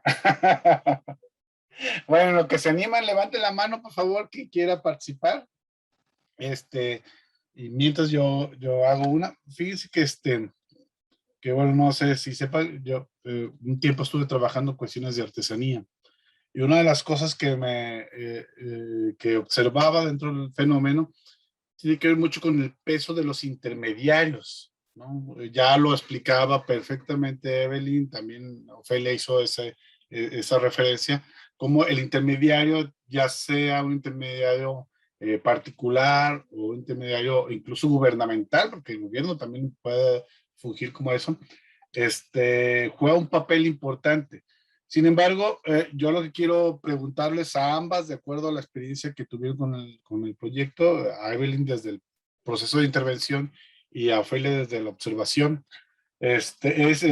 cómo ven esta cuestión de esta relación entre el comerciante y los artesanos y, y cómo superarla, cómo superar esa relación de hegemonía que se ejerce, porque no solamente es una relación de tipo comercial, sino también hegemónica en el sentido que tiene una superioridad, ¿no? Política, ¿cómo se llama? Ideológica incluso.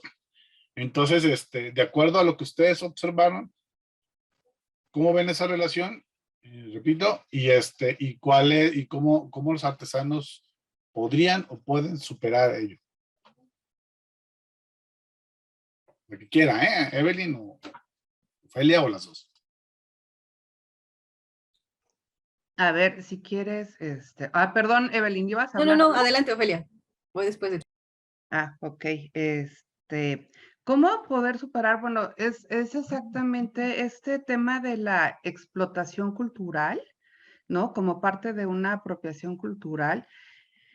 Eh, Verdaderamente para la comunidad artesanal hay una disparidad total porque ni siquiera se les convoca para participar a ellos. Pero también es importante mencionar, claro, desde lo que pude investigar y analizar, es que hay mucha resistencia y renuencia también por parte de los artesanos.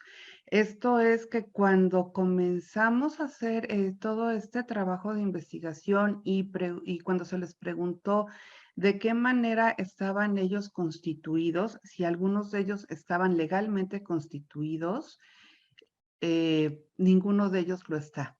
Ninguno de ellos lo está porque no quieren, para empezar, dicen que estos trámites ante el SAT no lo saben hacer. Entonces, bueno, tal vez sea por ignorancia, ¿no? Y por otro lado, han crecido, y yo creo que también todos estos procesos de endoculturación que familiarmente uno ya los vas heredando, eh, dadas a estas campañas de apoyos gubernamentales que hay para las comunidades, ellos siguen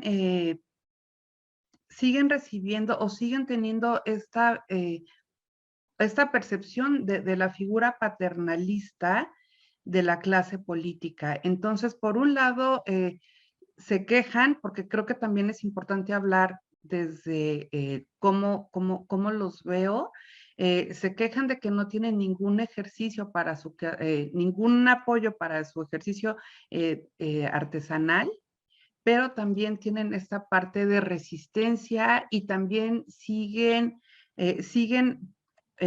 manteniendo la postura paternalista de qué es lo que ellos van a recibir. Entonces, por eso al final de lo que les presenté, yo les hablaba de hacer un ejercicio, una triada entre la comunidad para el desarrollo sostenible y la cultura viva, porque también creo que es importante comenzar a romper estos paradigmas de la figura del artesano que no es remunerado. También ellos tienen que poner de su parte, también ellos tienen que hacer gestión. Tal vez lo harán de una manera empírica, pero me parece que lo pueden hacer de una manera guiada. Entonces, creo que este ejercicio para que puedan reconocerse su labor artesanal debe de ser de ambas partes, ¿no? Es más, creo que esta triada también incluye a los usuarios o a los clientes de las artesanías. Gracias, Evelyn. Bueno, yo voy a hablar de cómo fue mi proceso, que justo fue reeducándome, ¿no? Ellos me reeducaron a valorar lo que ellos hacían y es lo que yo he intentado replicar con las demás personas. Y bueno, yo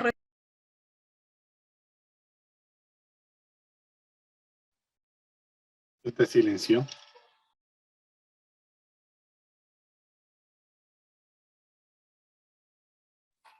Se silenció tu micrófono. Ay, perdón, yo estoy bien emocionada. Perdón, les comentaba que, no sé hasta dónde me quedé, que el proceso personal fue una reeducación y una reeducación al valorar lo que ellos hacían y cómo lo hacían y el tiempo que costaba para ellos hacerlo. Como Dussel, donde justo hablan sobre este tema de que las acciones políticas de los consumidores que ascienden a ciudadanos implica una concepción del mercado no como un simple lugar de intercambio, sino como parte de interacciones socioculturales, ¿no? Entonces, lo que hemos tratado de hacer es estar constantemente generando una población de usuarios que vayan generando conciencia como nosotros, ¿no? Este proceso pues es inacabable, ¿no? Yo sigo aprendiendo un montón de cosas, pero de las cosas más importantes fue una reeducación y una conciencia sobre lo que ellos hacían, ¿no? Recuerdo una charla que tuve con el doctor Dussel, que lo abordé en un espacio, y él me decía, es que Evelyn, ellos no tienen nada que aprender de nosotros, ¿no? Ellos no tienen nada que aprender, ellos saben, bueno, como en este sentido de qué hacer con su trabajo, lo que tenemos que aprender somos nosotros como usuarios al valorar y concientizar. Es cierto, como dice Ofe, que ellos podrían habilitar algunas herramientas de apoyo que les facilitarían el entrar a otro tipo de espacios, pero yo creo que más como un tema de aprendizaje y conciencia sería por parte de nosotros como usuarios, ¿no?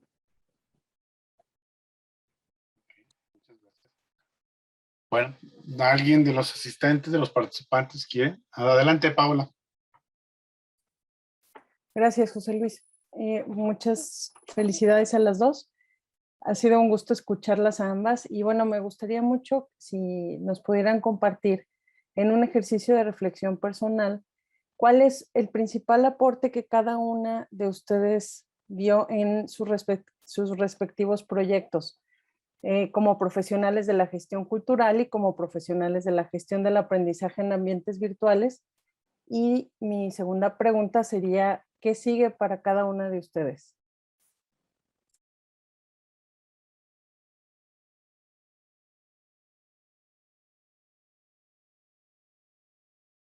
Adelante, Ofe.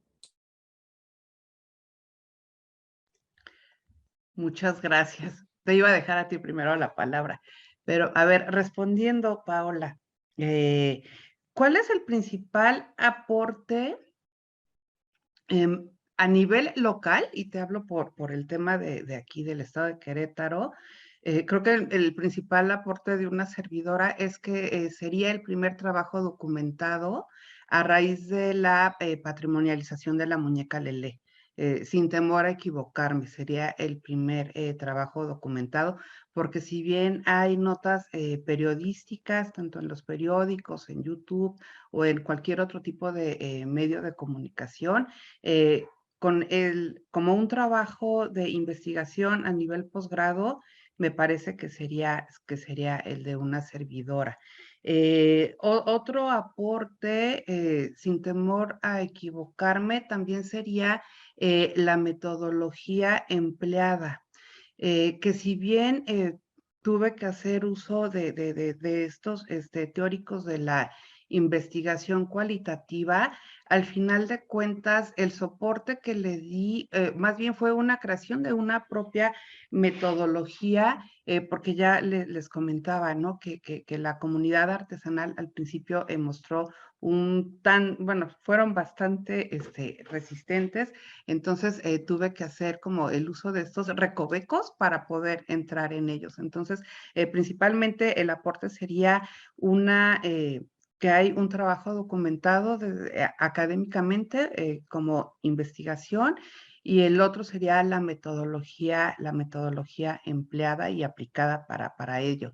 ¿Y qué sigue? ¿Qué sigue? Pues la verdad es que a mí me encantaría continuar en este trabajo, poder hacer otro o continuar los estudios de posgrado, pero primero me debo de titular y creo que ya estoy muy cercana a ello, pero sí continuar, porque en algún momento le decía tanto a José Luis como a mi director, Luis Gabriel Hernández, que me quedé corta. O sea, a mí me hubiera encantado continuar con el tema exprofeso nada más del valor simbólico, porque desde la historiografía de la muñeca, la verdad es que hay mucha disparidad en las historias orales. Cada uno de los integrantes de la comunidad tienen su propia historia, pero eso no significa que estén bien o que estén mal, simplemente es su propia visión.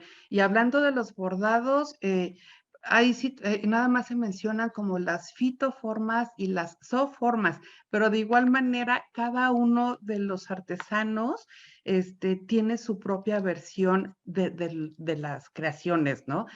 Me decían que si veo que hay guajolotes o que hay conejos en las naguas o en las faldas de estas muñecas, significa que porque vienen de familias que tenían, que se dedicaban a la crianza de los guajolotes, ¿no? O que si se ven los magueyes es porque eran familias pulqueras.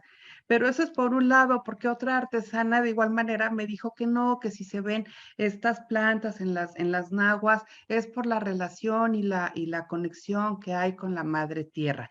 Digo, entonces cada una de ellas tiene su propia versión y me parece que por esa razón me gustaría continuar con el tema del valor simbólico nada más en esta comunidad de San Ildefonso Tultepec. Ya no pude irme a Santiago Mezquititlán porque estaban viviendo procesos, unas tensiones políticas que no era seguro mi permanencia en Santiago Mezquititlán. Pero sí que sigue, eso sería la parte 2. A ver si luego me aceptan en el doctorado. No sé, tendré que hacer la tramitología necesaria. Muchas gracias, Paola. Un gusto, Adelante, Ofelia. Evelyn. Bueno, en mi caso, yo creo que lo que a lo mejor se puede aportar, justamente como bien decía la profesora Pilar, es empezar a generar un repositorio virtual del conocimiento que ellos tienen y que nos quieran compartir. Y que parte de este puenteo que se hizo con las herramientas digitales ayudó como a identificar esta parte de los diseños que tienen o requieren ser protegidos a nivel legal, ¿no? Que hay una desconexión y que se requiere proseguir en este proceso de defensa legal, pero como dicen que sea hacia ellos, no hacia el gobierno, a quien se les otorgue digamos que la defensa de sus diseños. Y pues que la metodología del laboratorio, pues que fue un aprendizaje vivo y colectivo, tan vivo que yo decía y defendía a lo mejor, tal vez no toda de manera al 100, pero yo decía que aunque me había salido un poco de a lo mejor de la parte educativa, porque se convirtió hasta en una cuestión hasta para ellos, bueno, de apoyo comercial, para mí esto es un proyecto de vida, no es un proyecto académico, es un proyecto de vida. Un proyecto de vida en el que sigo trabajando, en el que sigo aprendiendo. Yo no digo que no me voy a equivocar, porque como dicen, la línea de pronto es muy delgada y cuando me doy cuenta que la estoy cruzando, me hago para atrás, ¿no? Y digo, no, a ver cómo va. Un aprendizaje que va en constante evolución para mí. Y ¿qué es lo que viene? En mi caso, bueno, ya tuve la fortuna de presentar mi defensa en noviembre, entonces ya concluí con ese proceso. Actualmente metí ¿cómo le llaman? Se me olvidó el nombre. Es como un año de investigación, por así decirlo, en una universidad de Huixquilucan, una estancia de investigación en Huixquilucan, justamente sobre este tema en el Estado de México. Y pues las redes siguen creciendo, ¿no? Yo no esperaba que después de que terminé la maestría se abriera el espacio para esta asociación de Mamaquilla, que está en Alemania. No lo esperaba, honestamente. Se empezó a abrir porque coincidimos en visiones. Se empezó a coincidir que empezaron a buscarme de esta comunidad que les mostré al final, que es una comunidad mucho más grande, que es de San Andrés de Boxta. Yo solo había trabajado con el Dado y con el Cerro Colorado, y entonces se van abriendo los espacios. Entonces pues yo estoy abierta a aprender, y esa apertura me ha permitido entrar a otros espacios que ni yo pensaba, ¿no? Y que en los cuales estoy dispuesta a seguir aprendiendo, ¿no? Gracias, Evelyn. Adelante, Sandra, con tu pregunta. Hola, no sé si me pueden escuchar bien o... Sí, se escucha. Ok. Bueno, pues también felicidades a las dos. La verdad es que yo estoy muy interesada en este tema de la artesanía, por esa razón no lo pensé ni dos veces el de incluirme ahorita a esta reunión. Yo tengo como una pregunta muy específica regresando a lo que decía Evelyn. Es como, ¿cuál sería la mejor manera para que el trabajo artesanal tenga mayor reconocimiento ante la sociedad? Sí mencionabas como la concientización de la población, pero ¿cuáles serían como, no sé, algún ejemplo, algunas acciones que pudiera, no sé, hacer ese cambio en la sociedad? Esa es como mi pregunta. Ok. Pues las acciones son construirse con ellos, ¿no? Yo lo que aprendí es que las acciones se deben construir con ellos a partir de lo que ellos desean y de las necesidades que ellos tengan, ¿no? Porque yo, como comenté, empecé, yo decía como mi confesionario, empecé con esta parte unidireccional, colonizadora, esta parte de yo voy a ir a querer ayudarles, ¿no? Y en el proceso es cierto que ellos son los que te construyen, ¿no? Ellos me decían, a ver, Evelyn, porque soy muy ansiosa, y me decían, a ver, siéntate, ¿no? Siéntate, respira, ¿no? Hasta me enseñaban cómo a respirar, primero observa, me llevaban a los espacios y me hacían tomar conciencia de que, por ejemplo, que yo les hacía una pregunta, bueno, y si tienen tantos magueyes, pues ¿por qué no hacen más producción? No sé qué. Y ellos me decían, a ver, Evelyn, todos sobrevivimos de esto, ¿no? Entonces debemos dejar una parte para todos los que sobreviven de eso y los animales, como el murciélago, y me decían que insectos eran como, decían, nosotros no podemos acabar con nuestros recursos, ¿no? Entonces, creo que las acciones tienen que ver con estar muy vinculados a aprender con ellos de acuerdo a las necesidades. Y que bueno, desde lo que yo aprendí en la maestría, que era como todas estas herramientas digitales de educación, pues ahora estoy tratando de aportarlas o ponerlas para este fin, ¿no? O sea, como yo dije, me gustó mucho después cuando encontré en las narraciones que incluso nosotros podemos ser artesanos intelectuales, de acuerdo a Mills o la otra autora, que se me fue ahorita el nombre, donde dice que incluso el investigador es el que va entretejiendo, va hilando su investigación conforme va aprendiendo, ¿no? Que nosotros mismos somos artesanos intelectuales. Entonces, esa parte me quedé con eso al final, me gustó mucho. Y con decía Zenet que las herramientas digitales incluso también pueden ser constructoras de hilos, ¿no? De hilos virtuales. Richard Sennett, que es también un autor que me gustó mucho, que llevé digamos que fue de los que leí, y que habla sobre esta importancia en las acciones de acuerdo a tus habilidades, ¿no? Y de acuerdo a tener bien claro, como para, o sea, para quién o para qué se están usando, ¿no?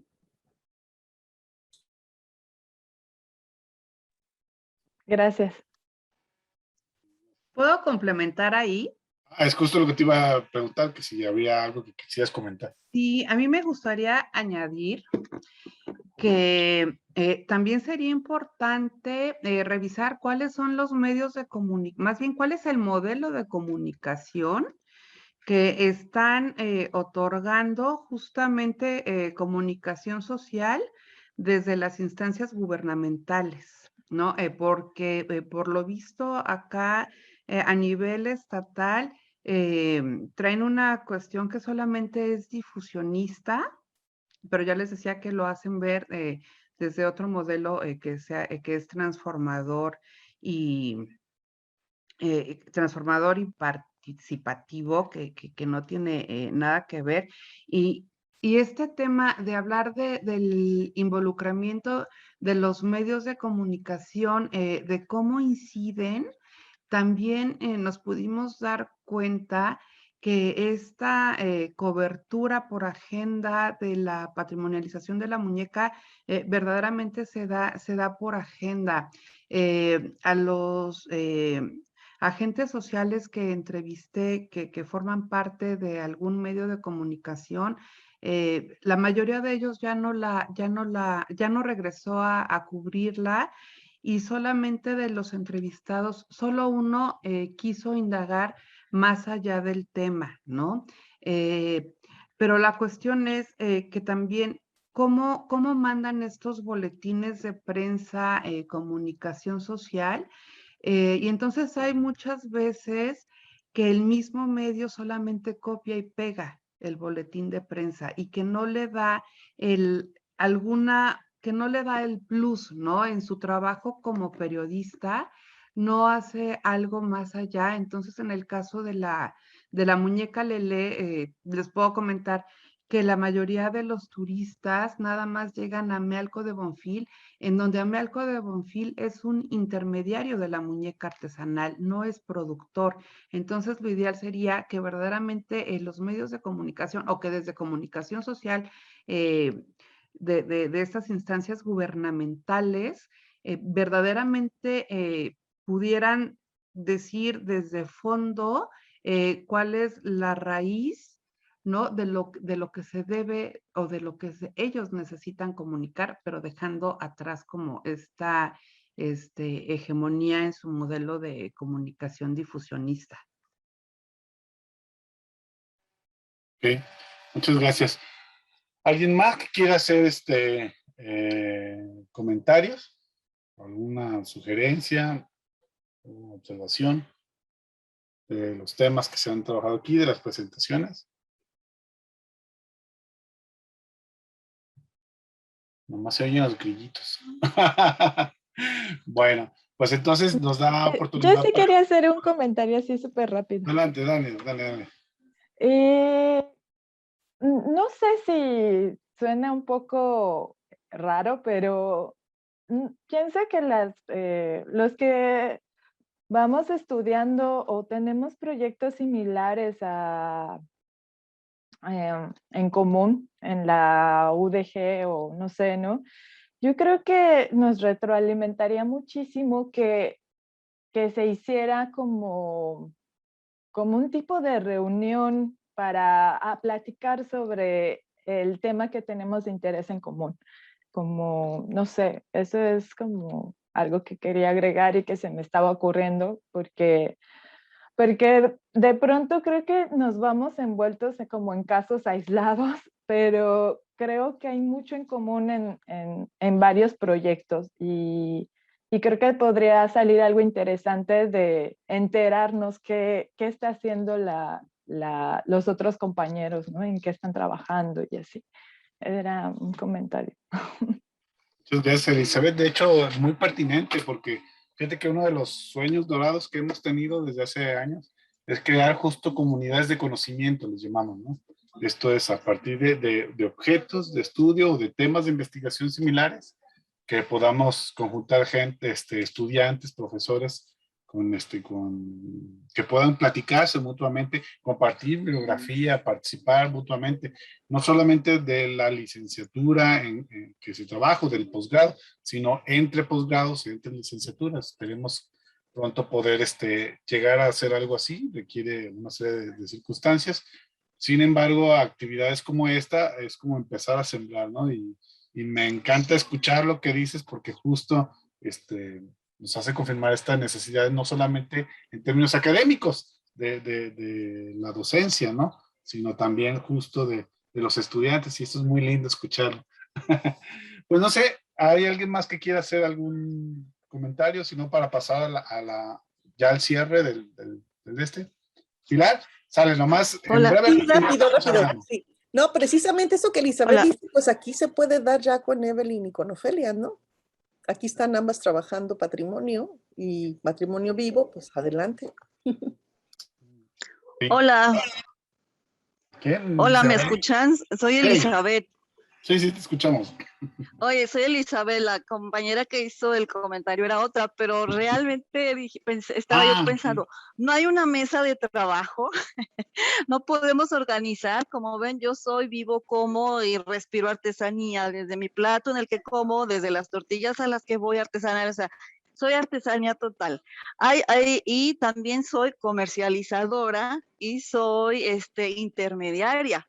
Y hay muchas cosas aquí al respecto que están bien enfocadas, bien encaminadas. Sin embargo, ¿en dónde quedo yo? ¿sí? Yo apoyo al artesano, yo no abuso del artesano. El artesano le conviene dejarse abusar, pero no es el fin. Y respecto, a mí me llama mucho la atención la cuestión de la difusión. Y yo creo que para dar a conocer el valor del artesano se necesitan líneas encaminadas, líneas muy específicas para vender, o bueno, es que ese es mi caso, ¿no? Vender el proceso y finalizar con el producto. Y esto sería en cuestión de difusión algo bien interesante para que todos tuviéramos un poquito más de conciencia. Es lo que yo hago aquí en la galería, que estoy a sus órdenes, igual para las mesas. Y muchas felicidades a las compañeras que han expuesto. Está genial sus trabajos y sus aprendizajes, me han ayudado. Y voy a tomar por ahí 2 frases de ellas. Una es la de que uno es el artesano intelectual. Bueno, sobre todo esa, me encantó. Me la voy a apropiar, perdón, pero me la quedo. Muchas gracias y gracias por gracias al Instituto, al ICAP. Muchas gracias por este evento. Bye. Gracias, Sam. Entonces me equivoqué, creí que eras tú la que estaba hablando. Pero bueno, mil disculpas a quien dijo el otro comentario. Pero bueno, sí, igual. Pues bueno, vamos ya cerrando la participación justo a tiempo. Yo lo que pediría es, a manera de cierre, hacer un comentario muy breve, tanto de Evelyn como de Ofelia, con respecto a qué recomendación le harían a estudiantes de licenciatura o de posgrado que apenas están empezando a plantear su problemática, desde su experiencia como estudiantes, pero ahora como su experiencia en el trabajo final. De manera breve, pero sí es importante. Adelante. Adelante, empezamos con Evelyn y después Ofelia para que nos echen la bolita. Ok, yo lo que les recomiendo es apasionarse por lo que hagan. Durante el proceso de la maestría pasan muchísimas cosas hasta a nivel personal que de pronto uno cree que no lo va a lograr, ¿no? Cosas a veces hasta muy fuertes, ¿no? Pero las redes, así como entendí con los artesanos, las redes, la investigación no surge sola, ¿no? Surge de tu propia historia, ¿no? Que es importante indagar también de dónde vienes, quién eres, ¿no? Surge de tu propia historia y surge, aunque pareciera que el nombre, que el que aparece ahí es solo el mío, yo lo dije, es una red, ¿no? Una red con mucha alma, ¿no? A lo mejor me suena hasta poética, pero sí es una red con alma, porque yo en el proceso aprendí y recibí apoyo de muchas personas a las que yo misma también me acerqué, ¿no? Me quité el miedo y pregunté. Entre ellas, bueno, que yo les decía que estuvo la profesora Paola, que nos llevó hasta la UDG a presentar eso me gustó mucho, ¿no? Cuando ella nosotros de diferentes zonas nos llevó y nos juntamos, aunque era virtual, que pude platicar con los asesores, que me acerqué a otros profesores, el doctor Gustavo, que también fue un gran asesor, la doctora Cristina, los artesanos, o sea, era una red de donde tú vas aprendiendo y donde todo se va hilando. Entonces, uno es saber quién eres, 2, apasionarte, y 3, no soltarlo por muchas cosas que pasen, ¿no? Para mí, en muchas ocasiones fue mi ancla, ¿no? Fue el ancla que me mantuvo, como con una motivación, a pesar de que pasé infinidad de cosas, eso me mantuvo. Gracias. Ofelia. Pues el primer consejo que para que los estudiantes que andan muy incipientes en este tema puedan plantear su problemática, en un primer momento es lo que nosotros como gestores podemos creer, pero la realidad es otra. Entonces yo les recomendaría que busquen información documental en diversos medios, que no solamente se guíen por su corazón y por lo que les dicta su empirismo.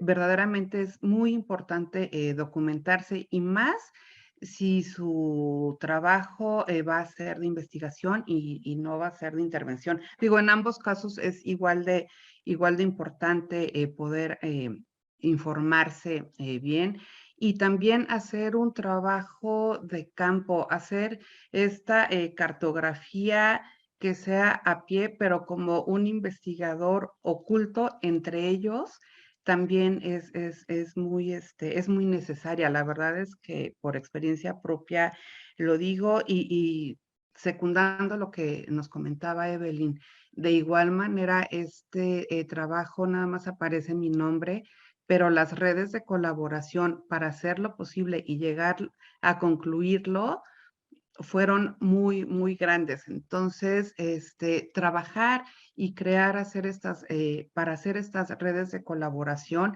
que si nos gusta o no nos gusta trabajar con la clase política, pues ni modo, o sea, hay que hacerlo. Que tenemos que estar en estrecha vinculación con los medios de comunicación también. Entonces, es crear diversas redes para que todo este entramado de posibilidades nos puedan dar este producto final. Entonces creo que esos serían los dos consejos principales que yo les pudiera comunicar a los compañeros.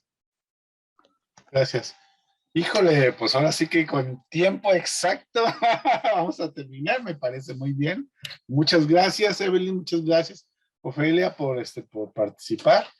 Aplausos, por favor, para ellas, para haber participado. Muy buena participación, me da mucho gusto escucharles, sobre todo por los avances y por las cosas que desde la investigación se pueden aportar, ¿no? Sobre todo ahora que se está haciendo un gran énfasis por parte de CONACYT de poder que la investigación atienda a problemáticas y necesidades reales, ¿no?